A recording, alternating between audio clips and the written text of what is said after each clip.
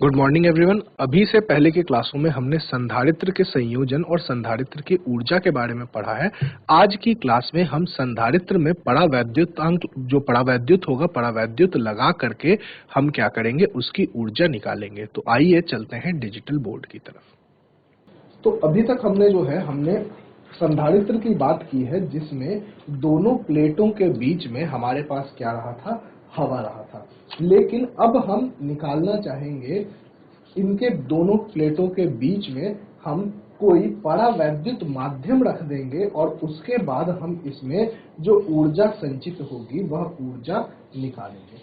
ठीक है, तो चलिए आइए देखते हैं कि हमें क्या करना है। यहाँ पर हमने देखा है कि यदि हम एक संधारित्र ले लें और इसके बीच में जब पूरी हवा हो तो हमारे पास C बराबर होता है एप्सिलॉन नॉट A बटे D।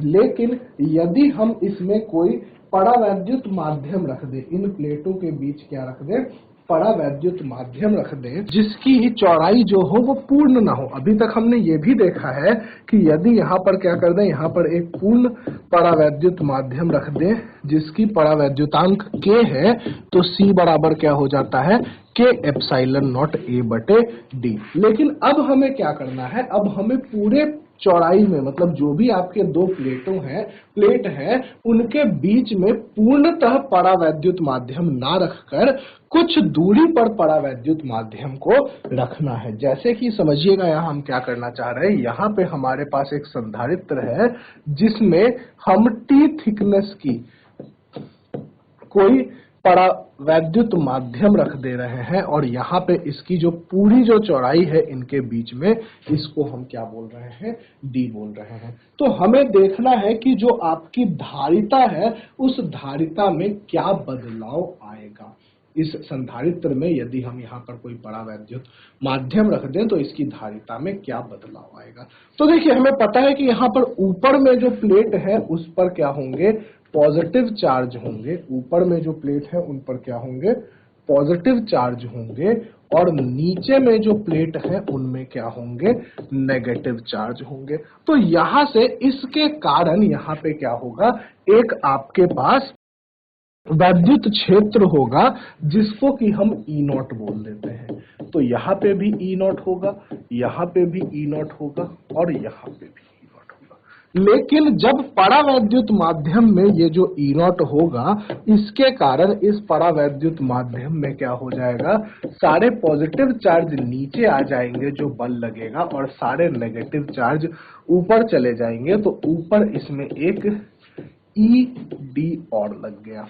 ठीक है, मतलब ये जो बीच की थिकनेस T है, इसमें जो कुल आपकी विद्युत क्षेत्र है वो EP बोल देते हैं इसको। यह E0 माइनस EP है। यह क्या है, यह E0 माइनस EP है। अगर हम बात करें E0 माइनस EP की, तो हमें यहाँ पे क्या निकालना है, हमें तो यह निकालना है धारिता। और धारिता बराबर क्या होता है, धारिता बराबर होता है Q बटे V। यदि हम V की बात करें, जो हमारा V है, तो जो V होता है वो होता है V बराबर E गुने R। V बराबर क्या होता है, V बराबर E गुने R होता है। अब यदि हम इलेक्ट्रिक फील्ड, यहाँ पे वैद्युत क्षेत्र तीव्रता को देखें, तो वैद्युत क्षेत्र तीव्रता दो हिस्सों में बटा हुआ है। तो हम इस V को ऐसा लिख सकते हैं कि E0 into D minus T, क्योंकि D माइनस टी चौड़ाई तक क्या है, E0 है, और प्लस में यदि हम लिखना चाहें तो हम इसे E0 minus EP into T, जो T चौड़ाई तक है। ये जो है ये क्या है, ये विभव है, कहां तक, कहां से कहां तक, तो D माइनस T चौड़ाई में, और ये जो विभव है ये क्या है, T चौड़ाई में। इन दोनों का यदि हम योग कर दें, इन दोनों को यदि हम जोड़ दें तो हमारे पास कुल विभव आ जाएगा, और यदि आवेश से आप उसे भाग दे दें तो हमारे पास क्या हो जाएगा, हमारे पास आवेश को इस विभव से भाग दे दें तो हमारे पास क्या आ जाएगी, धारिता आ जाएगी। यह जो आपके पास E0 माइनस EP का मान है, यह E0 माइनस EP का जो मान आता है वह आता है E0 बटे के, यह क्या आ जाता है ई नॉट बटे के। तो हमारे पास जो विभव है वो देखिएगा क्या आ गया, वह आ गया ई नॉट गुने D minus T plus E not बटे के इंटू टी। यह हमारे पास यहां पर क्या आ गया, विभव आ गया। यदि हम इस सूत्र में इसे रखें वापस से तो हमारे पास C बराबर है Q बटे V, मतलब Q बटे E nought into D minus T plus E nought by K into T. यहां पे हमारे पास क्या आ गया, यहां पे हमारे पास एक सूत्र आ गया। यदि आप ई नॉट को कॉमन निकाल लें तो ध्यान दें यहां पे Q से क्या आ जाएगा, E nought D minus T plus T by K, D nought minus T plus T by K. E not का जो मान होगा संधारित्र में हमने पहले देख रखा है, गॉस थ्योरम के अनुप्रयोग में भी देख रखा है कि ई नॉट का जो मान होगा वह सिग्मा बाई एप्सिलॉन नॉट होगा। तो हम Q और ई नॉट यहां लिख लेते हैं कि एज ई नॉट बराबर क्या है, sigma by epsilon not. E not का मान क्या है, ई नॉट बराबर है आपके पास, ई नॉट बराबर है सिग्मा बाई एप्सिलॉन नॉट। यह कहां से निकाला है, या तो हमने संधारित्र में देख रखा था पहले, या फिर गॉस प्रमेय का अनुप्रयोग है वहां से हमने निकाला है कि ई नॉट बराबर क्या है, सिग्मा बाई एप्सिलॉन नॉट। तो ई नॉट के जगह पे क्या रख दें, सिग्मा बाई एप्सिलॉन नॉट रख दें, और यहां पे क्या आ जाएगा, D minus T plus T by के। यदि Q का मान रखना चाहें तो आपको पता होगा कि सिग्मा बराबर क्या होता है, Q बटे ए होता है। तो Q बराबर सिग्मा गुने ए हो जाएगा, और Q के जगह यदि आप सिग्मा इंटू ए रखेंगे तो यह आ जाएगा सिग्मा बटे epsilon not D minus T plus T by के। सिग्मा से सिग्मा कैंसिल, यह एप्सिलॉन नॉट ऊपर आ जाएगा। तो ये जो सूत्र है वह बनेगा C बराबर epsilon not a by D minus T plus T by के। तो यह कब हुआ, यह तब हुआ जब हमारे पास क्या हो गया, जब हमारे पास यहाँ पर कोई परावैद्युत माध्यम रखी गई, लेकिन पूरे जो आपकी चौड़ाई है उस पूरे चौड़ाई में ना रख करके टी चौड़ाई तक रखी गई। ठीक है, 2 मिनट का समय है, इसे कॉपी कर लें आप।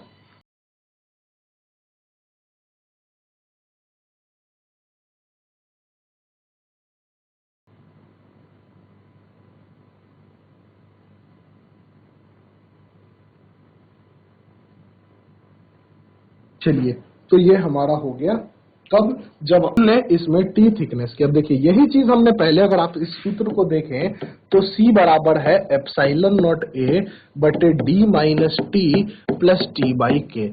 यदि हमने यहाँ पे पहले ही एक सूत्र पढ़ा था कि यदि आपने क्या कर रखा है, पूरे संधारित्र में के परावैद्युतांक का एक परावैद्युत माध्यम रख रखा है, तो C बराबर क्या होगा, के एप्सिलॉन नॉट ए बटे डी। तो मान लीजिए यहाँ पे हम रखें कि यदि T बराबर क्या हो, T बराबर D हो, मतलब पूर्णतः क्या कर दिया जाए, पूर्णतः जो दोनों प्लेटों के बीच की दूरी है उन दूरी में क्या रख दिया जाए, किसी परावैद्युतांक के का परावैद्युत माध्यम रखा जाए। तो आपके पास C का मान क्या होगा, C का मान होगा epsilon not a by D minus T plus D by K. D से डी आपका यह कट गया और यह के आपके पास ऊपर आ जाएगा, तो यह आएगा के एप्सिलॉन नॉट ए बटे डी। तो इसका जो प्रयोग है, इस सूत्र का प्रयोग हमने पहले ही कर रखा है, C बराबर के एप्सिलॉन नॉट ए बटे डी। लेकिन यदि हमने इसकी चौड़ाई कम कर दी, ये जो परावैद्युत माध्यम है इसकी चौड़ाई कम कर दी, तो हमें कौन सा सूत्र यूज करना है, हमें यह सूत्र इस्तेमाल करना है।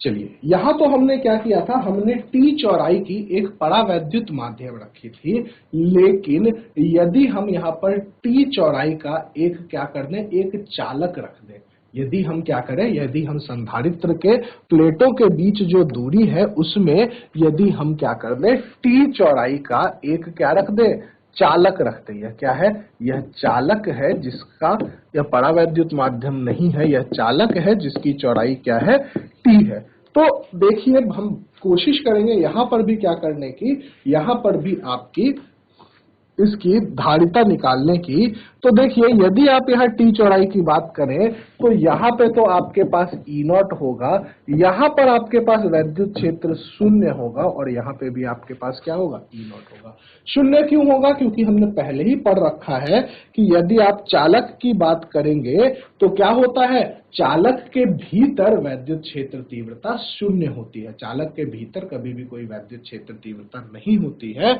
तो हम यहाँ यदि हम इस्तेमाल करें C बराबर Q बटे V और V बराबर E गुने R, तो V बराबर यहाँ हो जाएगा E नॉट गुने D माइनस टी, क्योंकि D माइनस टी थिकनेस में ही E नॉट जो आपकी वैद्युत क्षेत्र तीव्रता है वह E नॉट वैद्युत क्षेत्र तीव्रता हो पाएगी। और E नॉट का मान हम गॉस थ्योरम के अनुप्रयोग से पहले ही लिख सकते हैं, sigma by epsilon not D minus T. तो यदि हम यहाँ पर क्या कर दें, V का मान रख दें, तो C बराबर Q को हमने सिग्मा गुने A बटे हमने क्या रख दिया? सिग्मा बाई एप्सिलॉन नॉट गुने D माइनस टी। सिग्मा से सिग्मा कैंसिल हो गया, यह बचा हमारे पास एप्सिलॉन नॉट A बटे D माइनस टी। यह धारिता कब होगी? यह धारिता तब होगी जब हमने T थिकनेस का, T चौड़ाई का कोई एक चालक हमने दोनों प्लेटों के बीच में रख दिया, संधारित्र के दोनों प्लेटों के बीच में रख दिया।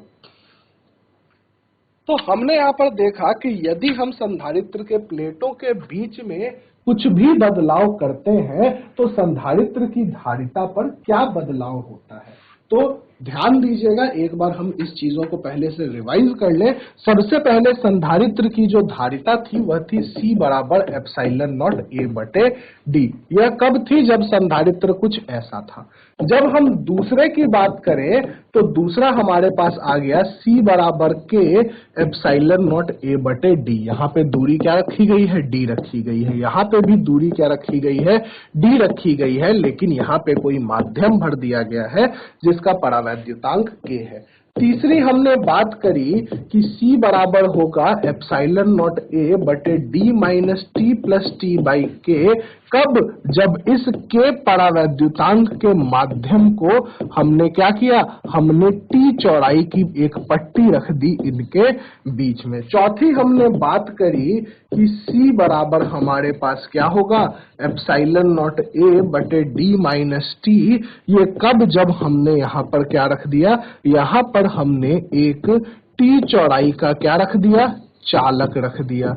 और इसके अलावा हमने पढ़ा है कि यदि हम इसकी चौड़ाई को कम कर दें, D बटे 2 कर दें, तो C बराबर ध्यान देंगे एप्सिलॉन नॉट A बटे D बटे 2 होगा, मतलब 2 एप्सिलॉन नॉट A बटे D होगा। तो यहां से हम कह सकते हैं कि यदि आप कम करें दूरी को तो आपका जो धारिता है वह क्या होगी? बढ़ जाएगी। तो ये हमने 5 चीजें जो है वह 5 चीजें हमने देखा कि हम किसी संधारित्र के प्लेटों के बीच कुछ अंतर लाने से संधारित्र की धारिता में बदलाव कैसे करेंगे। तो यह 5 सूत्र आप कॉपी कर लेंगे। यह 5 सूत्र आप कॉपी कर लेंगे और हम फिर आगे कुछ प्रश्न करेंगे। जो प्रश्न हमारे एग्जाम में आने की पॉसिबिलिटी होती है वैसे कुछ प्रश्न करेंगे। चलिए, तो पहला प्रश्न हम लिखते हैं। पहला प्रश्न लिखिएगा, पारे की 27 बूंदें जिनमें प्रत्येक की त्रिज्या 3 मिलीमीटर, पारे की 27 बूंदें जिनमें प्रत्येक की त्रिज्या 3 मिलीमीटर, पारे की 27 बूंदें जिनमें प्रत्येक की त्रिज्या 3 मिलीमीटर तथा प्रत्येक का आवेश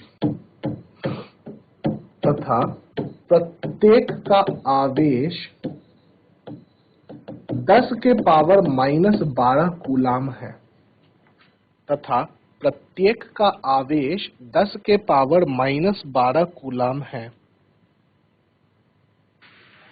परस्पर मिल करके एक बड़ी बूंद बनाती है। परस्पर मिल करके एक बड़ी बूंद बनाती है। परस्पर मिलकर के एक बड़ी बूंद बनाती है। बड़ी बूंद की धारिता एवं बड़ी बूंद की धारिता एवं विभव ज्ञात करें। तो ये 27 मिलकर के एक बड़ी बूंद बना ले रही हैं, तो हमें बड़ी बूंद की धारिता बतलानी है और विभव बतलाना है। बड़ी बूंद की धारिता एवं विभव ज्ञात करें।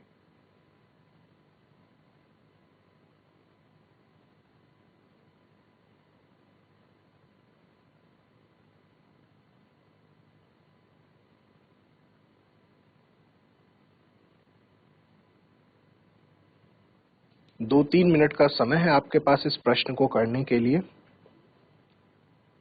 यदि किसी का उत्तर आ जाए तो चैट के माध्यम से बतलाएं।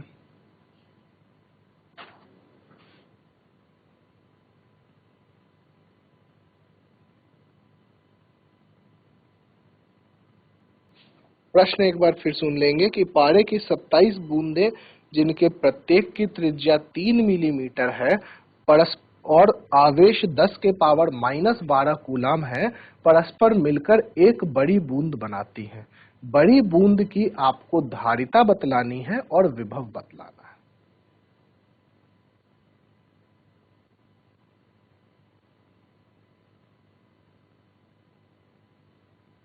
बड़ी बूंद की धारिता एवं विभव बतलाएं।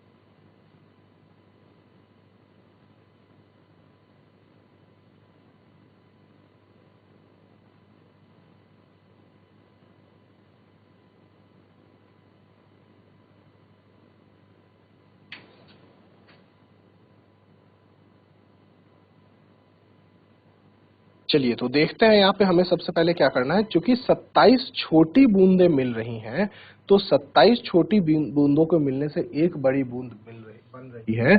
तो जो 27 छोटी बूंदों का आयतन होगा, छोटी बूंदों का आयतन होगा, जो कि क्या होगा 27 गुने 4/3 पाई आर क्यूब। क्योंकि जो बूंदें होंगी वह कैसे होंगी, वह गोलाकार होंगी। तो जो 27 बूंदों का आयतन होगा वह एक बड़ी बूंद के आयतन के बराबर होगा। यदि हम देखें तो 4/3 पाई और 4/3 पाई कैंसल हो जाएगा, तो 27 आर क्यूब बराबर क्या हो जाएगा, कैपिटल आर क्यूब। या फिर कैपिटल आर हम निकालना चाहें तो 3 गुने स्मॉल आर के बराबर। तो कैपिटल आर हमारा क्या हो गया, 3 गुने स्मॉल आर हो गया। तो सबसे पहले हमने यहाँ दोनों बूंदों की त्रिज्या में एक क्या निकाल लिया, एक रिलेशन निकाल लिया। और स्मॉल आर हमें दिया हुआ है 3 मिलीमीटर। मतलब हम इसे लिख सकते हैं कि कैपिटल आर बराबर जो है वो 3 गुने 3 गुने 10 के पावर -3 है।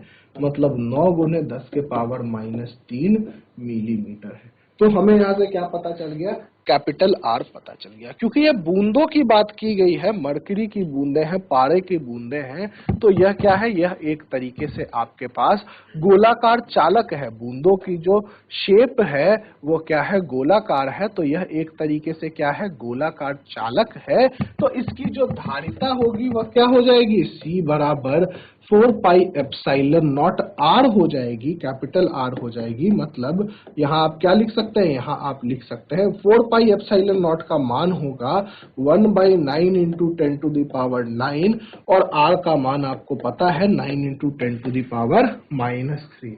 यदि आप यहाँ पर देखें तो आपके पास क्या आएगा, 9 से 9 कैंसिल हो जाएगा, 10 के पावर 9 जब ऊपर चला जाएगा तो यह 10 के पावर माइनस फैरेड या फिर इसी को आप क्या बोलते हैं, 1 पीको फैरेड बोलते हैं। तो जो इसकी धारिता है वह हमने निकाल ली है क्या, 1 पीको फैरेड। ठीक है, एक और चीज निकालना है इस पर जो क्या है, विभव है। पहले आप इसे कॉपी कर ले, फिर हम विभव की ओर बढ़ेंगे।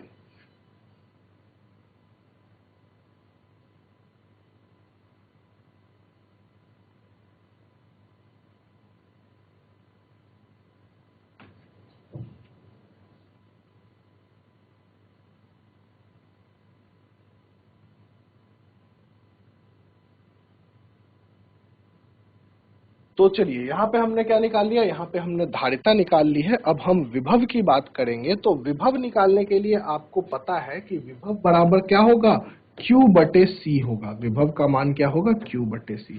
Q जो है वह आवेश है। अब देखिए एक छोटी बूंद पर जो आवेश था वह 10 के पावर माइनस 12 था, तो 27 बूंदों पर क्या होगा, 27 गुने छोटा Q मतलब 27 गुने 10 के पावर माइनस 12 कूलम।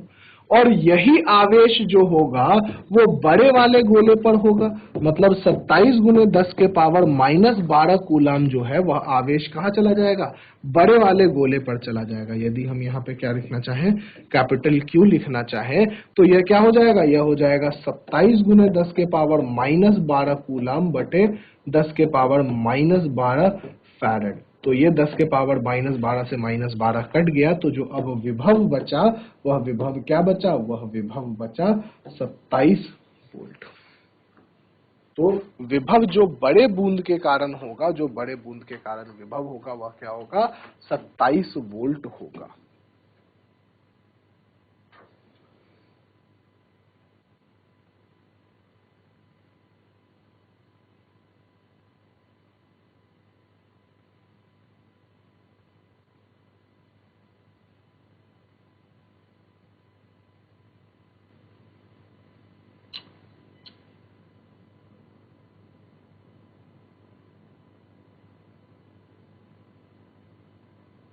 चलिए तो हम बढ़ते हैं अगले प्रश्न की तरफ अपने।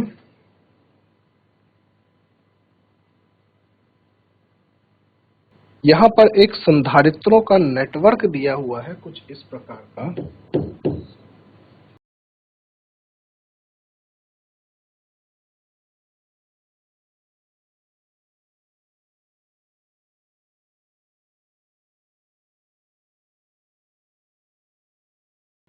यह एक संधारित्रों का नेटवर्क दिया हुआ है और बतला रहे हैं कि यह एक विभव अंतर यहाँ पर लगाया गया है। यह 6 वोल्ट का, यह 2 वोल्ट का विभवांतर लगाया गया है, 2 वोल्ट का विभवांतर लगाया गया है और इनका मान दिया गया है 4 माइक्रोफैरेड, 18 माइक्रोफैरेड। यह तीनों जो है यह 3 माइक्रोफैरेड के हैं और यह अकेला जो है वह 6 माइक्रोफैरेड का है।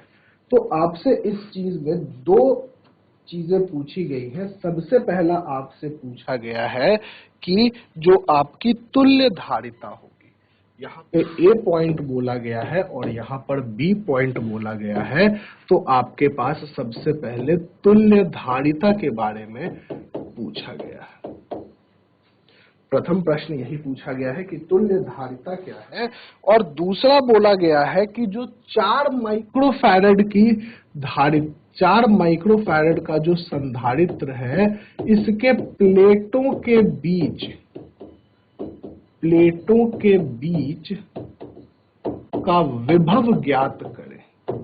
दूसरी चीज पूछी गई है कि प्लेटों के बीच जो पोटेंशियल डिफरेंस है, 4 माइक्रोफैरेड के प्लेटों के बीच जो पोटेंशियल डिफरेंस है, उस पोटेंशियल डिफरेंस को आपको क्या करना है, कैलकुलेट करना है। फिर से एक बार को क्वेश्चन समझेंगे। ये हमारे पास एक सर्किट है जिसमें 2 वोल्ट का वोल्टेज सोर्स दिया गया है और आपके पास अलग अलग धारिता के संधारित्र लगे हुए हैं। सबसे पहले आपको तुल्य धारिता बतलानी है और तुल्य धारिता बतलाने के बाद आपको बतलाना है कि 4 माइक्रोफैरड का जो आपका संधारित्र है उसके प्लेटों के बीच विभव क्या होगा।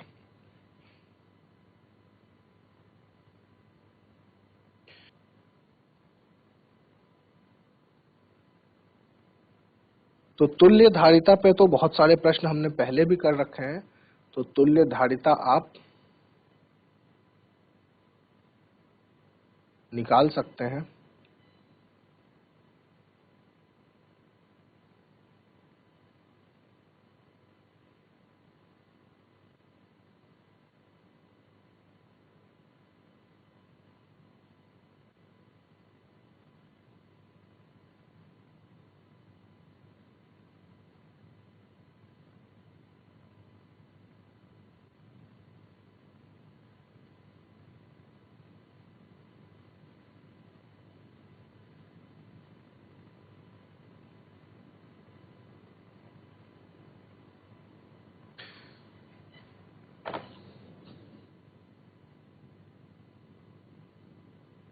इसी की यदि तुल्य धारिता आई तो आप चैट के माध्यम से बतला सकते हैं।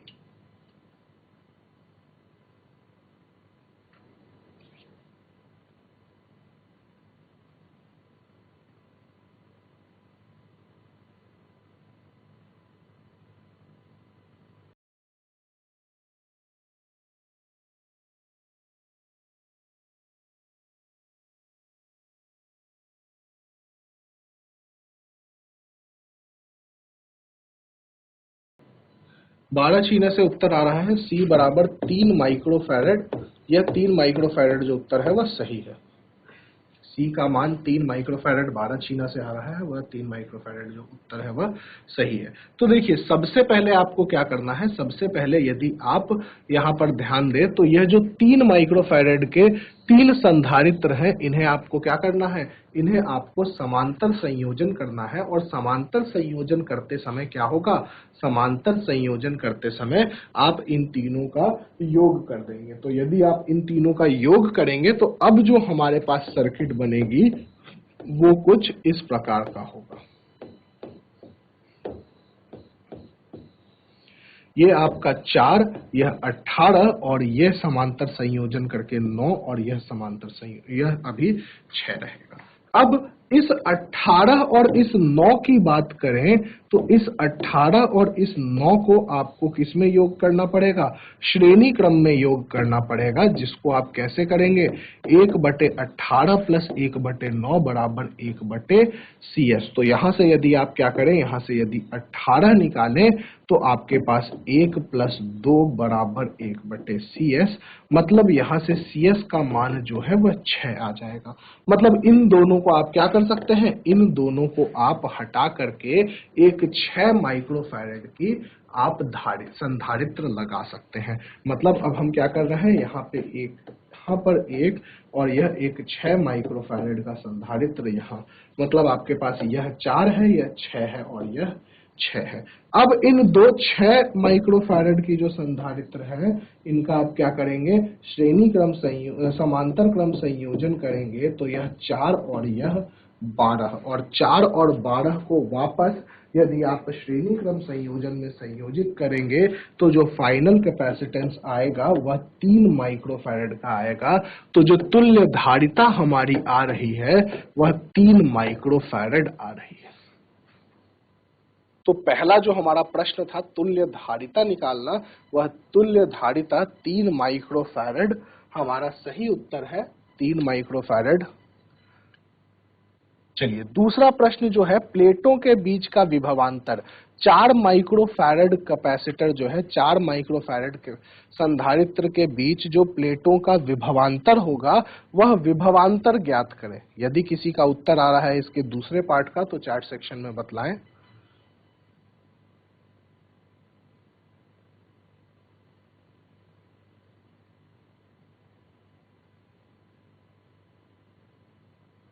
प्लेटों के बीच का विभवांतर यदि किसी का आ रहा है तो आप बतलाएं।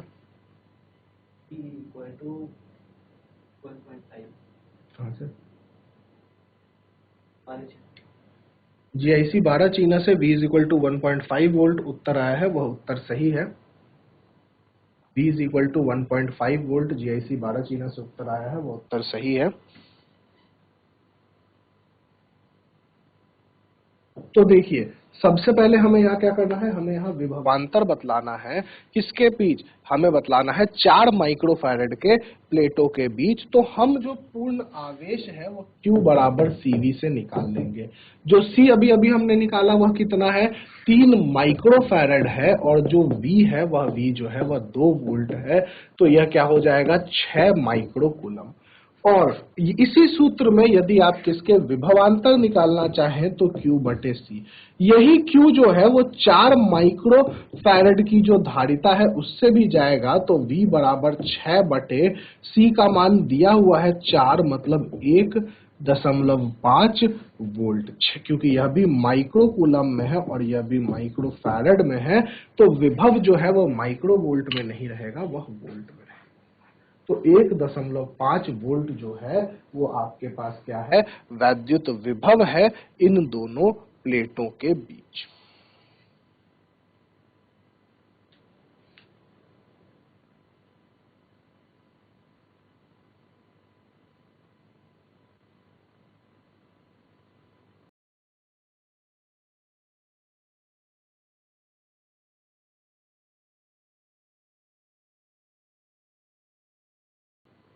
चलिए तो बढ़ते हैं अपने अगले प्रश्न की ओर।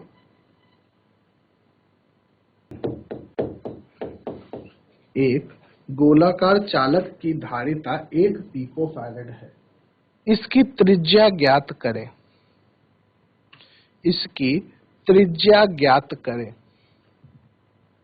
इसकी त्रिज्या ज्ञात करें। बहुत बेसिक सा प्रश्न है। गोलाकार चालक की धारिता दी हुई है और त्रिज्या निकालना है आपको। बहुत ही बेसिक सा प्रश्न है। यदि किसी का उत्तर आए तो चैट सेक्शन में बतलाएं।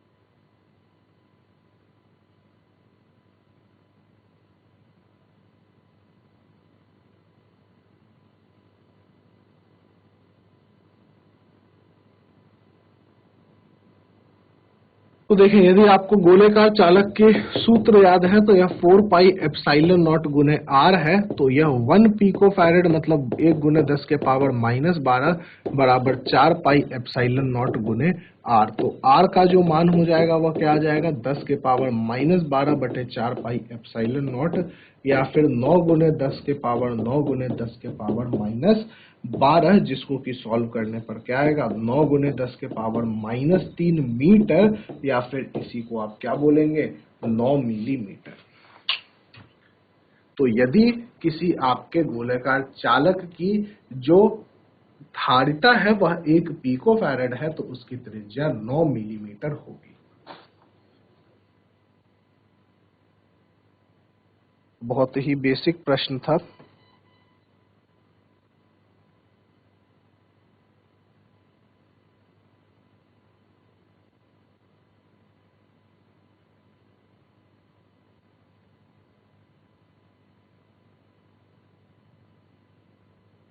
चलिए अगले प्रश्न की ओर बढ़ते हैं। अगला प्रश्न कह रहा है, एक गोलेकार चालक की त्रिज्या 0.9 मीटर है।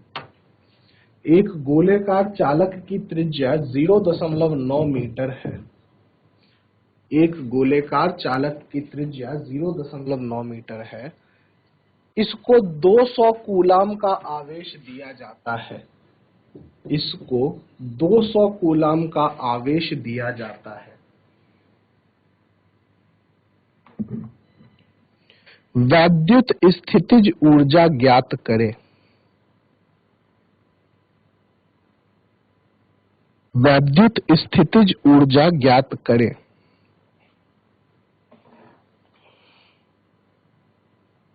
वैद्युत स्थितिज ऊर्जा ज्ञात करें।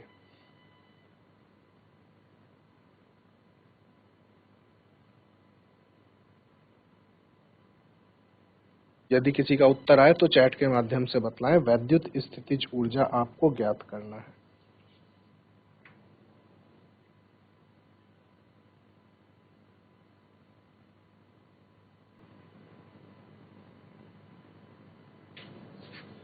देखिए, तो वैद्युत स्थितिज ऊर्जा सबसे पहले गोलेकार चालक की त्रिज्या दी हुई है, तो आप यहाँ पर क्या कर सकते हैं, C का मान निकाल सकते हैं 4 पाई एप्सिलॉन नॉट गुने R। यदि 4 पाई एप्सिलॉन नॉट का मान रखें तो 1/9 गुने 10 के पावर 9 और इसका मान रखें तो 0.9। यहाँ से एक आपका ये आ जाएगा, तो यह क्या बचा हमारे पास, यह बचा 10 के पावर 10। यह हमारे पास क्या आ गई, धारिता आ गई। वैद्युत स्थितिज ऊर्जा का यदि आप सूत्र लिखेंगे तो V बराबर क्या होगा, U बराबर क्या होगा, Q स्क्वायर बटे 2C। Q का मान 200 दिया हुआ है, तो 200 गुने 10 के पावर 10। यहाँ पे आपके पास क्या है, यहाँ पे आपके पास दो पावर कटेंगे तो यहाँ जो वैल्यू आएगी वह क्या आ जाएगी, वह आ जाएगी आपके पास 4 गुने 10 के पावर 4। अच्छा, 2 भी था यहाँ पर, 2C होना था, तो 2 से बटे 2 गुने 10 के पावर 10। 2 से यह 2 बार में चला जाएगा, तो यह बचेगा 2 गुने 10 के पावर -6। 2 गुने 10 के पावर -6। अच्छा, यहाँ पे भी देखिएगा, यह -10 है, तो यह भी -10 होगा, तो यह 2 गुने 10 के पावर -14 होगा। यह माइनस, तो आपके पास यहाँ पर क्या आ गई, 2 गुने 10 के पावर 14 जूल जो है वह आपकी वैद्युत स्थितिज ऊर्जा आ गई। सबसे पहले हमें क्या करना था, हमें चालक का आपको धारिता निकाल लेनी थी और उसके बाद हमने एक सूत्र लगा दिया।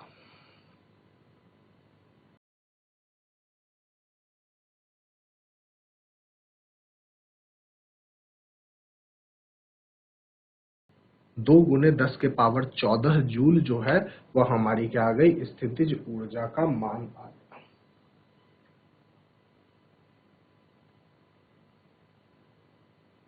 चलिए, अगला यहाँ पर हमें क्या है, एक संयोजन का प्रश्न हम करते हैं। यहाँ पर हमें पॉइंट P दिया गया है और इसके बाद हमारे पास कुछ ऐसे संधारित्र जो हैं वह लगाए गए हैं। तो हमारे पास ऐसे 4 संधारित्र लगा दिए गए हैं 1 माइक्रोफैरड के। सारे ही संधारित्र कैसे हैं, 1 माइक्रोफैरड के हैं। तो हमसे पूछा जा रहा है कि पी क्यू के बीच में जो धारिता होगी वह क्या होगी। पी क्यू के बीच में जो धारिता होगी वह धारिता हमसे पूछा जा रहा है कि वह धारिता क्या होगी।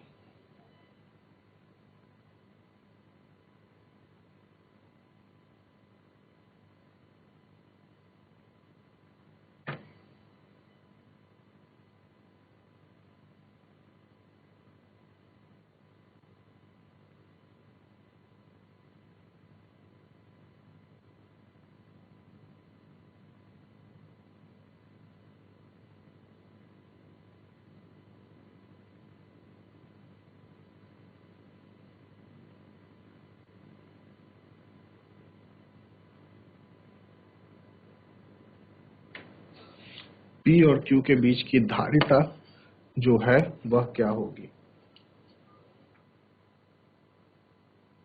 तो देखिए, यदि हम देखें तो यह चारों जो है वो P से Q के बीच में श्रेणी क्रम में ही लगाए गए हैं।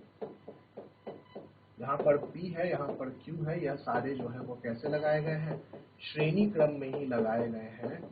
और श्रेणी क्रम में यदि आप धारिता निकालेंगे तो 1/CS बराबर 1 प्लस 1 प्लस 1 प्लस 1, बेसिकली 1 और। तो यहाँ से आप इसको क्या कर सकते हैं, इस वैल्यू को कैलकुलेट कर सकते हैं। अगले प्रश्न पर बढ़ते हैं। यह प्रश्न बोल रहा है कि यहाँ पर 4 माइक्रोफैरड की धारिताएं लगाई गई हैं। 4 माइक्रोफैरड की धारिता लगाई गई है जिनमें ऐसा कनेक्शन किया गया है। तो A और B के बीच में जो है वह तुल्य धारिता बतलाएं। यह सारे 4 माइक्रोफैरड की धारिता लगाई गई है। तो आपको क्या करना है, आपको तुल्य धारिता बतलाना है।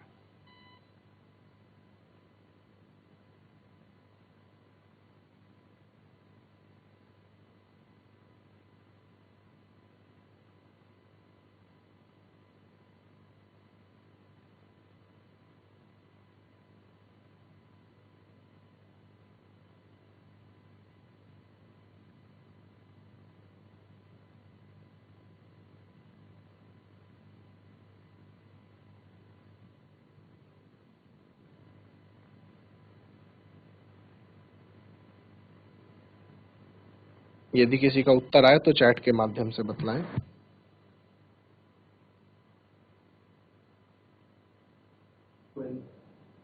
12 माइक्रोफैरेड उत्तर आ रहा है, बिल्कुल सही है। GIC 12 चीना से 12 माइक्रोफैरेड उत्तर आ रहा है, वो बिल्कुल सही है।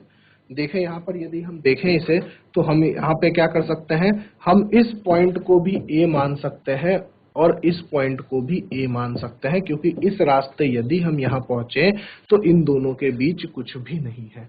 यदि B की बात करें तो यह बिंदु B है, यह बिंदु भी B होगा, और इस रास्ते यहाँ पहुंचे तो यह बिंदु भी क्या होगा, B ही होगा। मतलब अब हमारे पास दो ही बिंदु हैं, A और B, और A और B के बीच में हमारे पास क्या लगाए गए हैं, यहाँ पर हमारे पास 4 माइक्रोफैरेड के जो संधारित्र है वह कैसे लगाए गए हैं, वह समांतर क्रम संयोजन में लगाए गए हैं। तो जो CAB होगा वह CAB का मान 4 + 4 + 4 बराबर 12 माइक्रोफैरेड होगा। तो यह उत्तर जो है 12 माइक्रोफैरेड वह बिल्कुल सही है।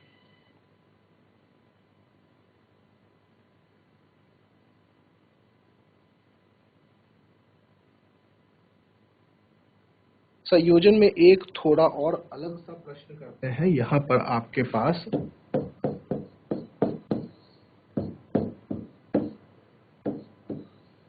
4 आपको दिए गए हैं संधारित्र, 8, 10, 8, 15।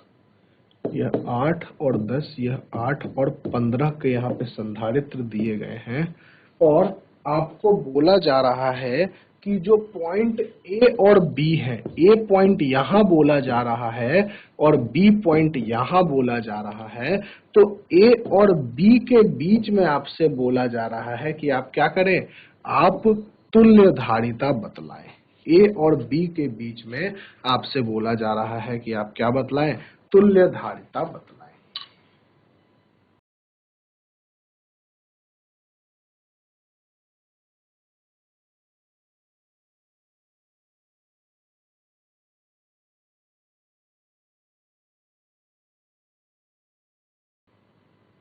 A और B के बीच में तुल्य धारिता बतलाएं। यदि किसी का उत्तर आए तो चैट सेक्शन में बतलाएं।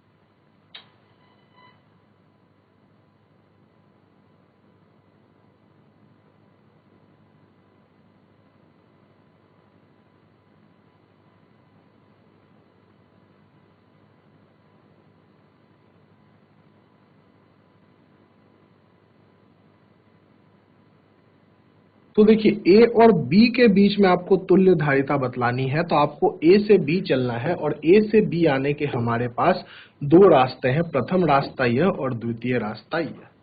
तो यदि हम एक रास्ते में बात करें तो दोनों ही जो संधारित्र हैं वह किसमें होते हैं, श्रेणी क्रम संयोजन में होते हैं। मतलब यदि हम इसे C1 माने और इसे C2 माने तो 1/C1 का मान जो होगा वह 1/8 + 1/8, मतलब C1 का मान जो होगा वह 4 होगा, और 1/C2 का मान माने श्रेणी क्रम संयोजन के लिए तो यह 1/10 + 1/15 होगा। यदि हम यहाँ एलसीएम ले लें तो यह क्या हो जाएगा, यह बटे 30 हो जाएगा, और यह 3 + 2 हो जाएगा। तो C2 का मान आपके पास क्या हो जाएगा, 6 हो जाएगा। और अब यदि आप इसकी बात करें तो यहाँ A है, यहाँ B है, एक आपके पास ऐसा C1 लगा हुआ है जो कि 4 का है, और एक आपके पास यहाँ पर ऐसा C2 लगा हुआ है जो कि क्या हो, जो कि आपके पास 6 का है। इस पॉइंट को आप A बोल रहे हैं और इस पॉइंट को आप B बोल रहे हैं, और क्योंकि यहाँ पे समांतर क्रम संयोजन है तो CAB बराबर 6 + 4 बराबर 10 हो जाएगा।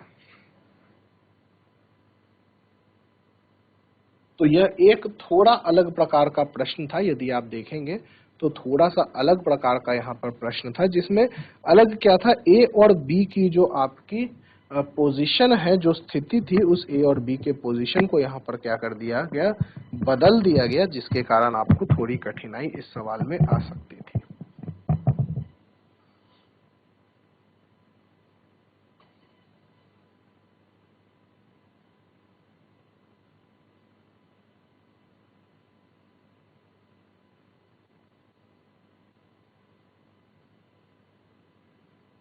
चलिए अगला प्रश्न लिखते हैं। एक 20 माइक्रोफैरड धारिता के चालक को 2000 वोल्ट से आवेशित किया जाता है। एक 20 माइक्रोफैरड धारिता के चालक को 2000 वोल्ट से आवेशित किया जाता है। 2000 वोल्ट से आवेशित किया जाता है। चालक द्वारा संग्रहित ऊर्जा ज्ञात करें। चालक द्वारा संग्रहित ऊर्जा ज्ञात करें।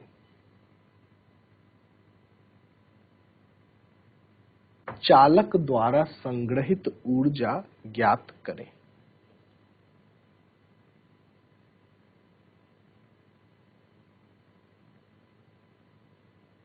यदि किसी का उत्तर आए तो चैट के माध्यम से बतलाएं। देखिए, यदि आपको ऊर्जा निकालना है, संग्रहित ऊर्जा निकालनी है, तो आप ऊर्जा निकाल सकते हैं। U बराबर हाफ, 40 जूल उत्तर आया है।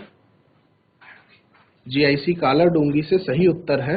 तो आप यहाँ पे 1/2 गुने C का मान आपको 20 माइक्रोफैरड दिया गया है, मतलब 20 गुने 10 के पावर -6, और V स्क्वायर मतलब 2000 गुने 2000। यहाँ से -6 को आप क्या कर सकते हैं, यह 3 3 6 शून्य हटा सकते हैं। 2 से यहाँ पर 1 2 और कट जाएगा, तो यह जो ऊर्जा आएगी वह 40 जूल आएगी। यह जो ऊर्जा आ रही है वह कितनी आ रही है, 40 जूल आ रही है। तो ऊर्जा का सीधा सा आपका फॉर्मूला इसमें लगा। तो अभी तक जो हमने यहाँ पर बेसिकली पढ़ाई की है, वो हमने क्या पढ़ाई की है, वह हमने वैद्युत विभव के बारे में पढ़ा है सबसे पहले। उसके बाद हमने स्थितिज ऊर्जा के बारे में पढ़ा है।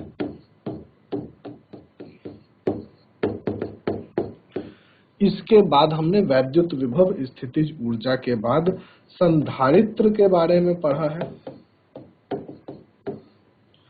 धारिता के बारे में पढ़ा है। धारिता में ही आप देख सकते हैं कि हमने धारिताओं का संयोजन या संधारित्रों का संयोजन जो है वह संधारित्र का संयोजन करके भी हमने धारिता निकाली है। स्थितिज ऊर्जा में हमने वैद्युत द्विध्रुव पर भी हमने क्या निकाला है, स्थितिज ऊर्जा निकाला है। वह जो आपके पास आवेशों के क्या है, आवेशों, 2 आवेशों का सिस्टम है, उसका भी हमने स्थितिज ऊर्जा निकाला है। विभव में भी फिर से बात करें तो हमने पॉइंट चार्ज का भी विभव निकाला है और वैद्युत द्विध्रुव का भी विभव निकाला है।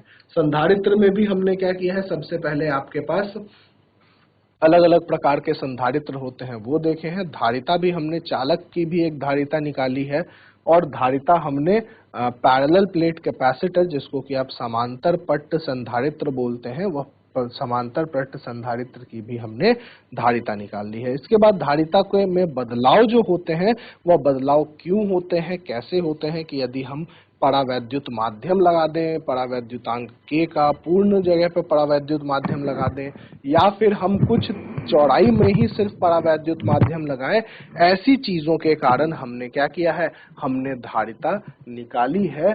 और ये जो है हमारा दूसरा, जो हमारा NCERT के हिसाब से यदि आप देखेंगे तो जो हमारा दूसरा चैप्टर है वैद्युत विभव एवं धारिता, वह वैद्युत विभव एवं धारिता यहाँ पर समाप्त हो गए हैं। क्वेश्चन भी हमने जो किया है वो क्वेश्चन भी हमने लगभग सारे ही फॉर्मूले पे कर लिया है।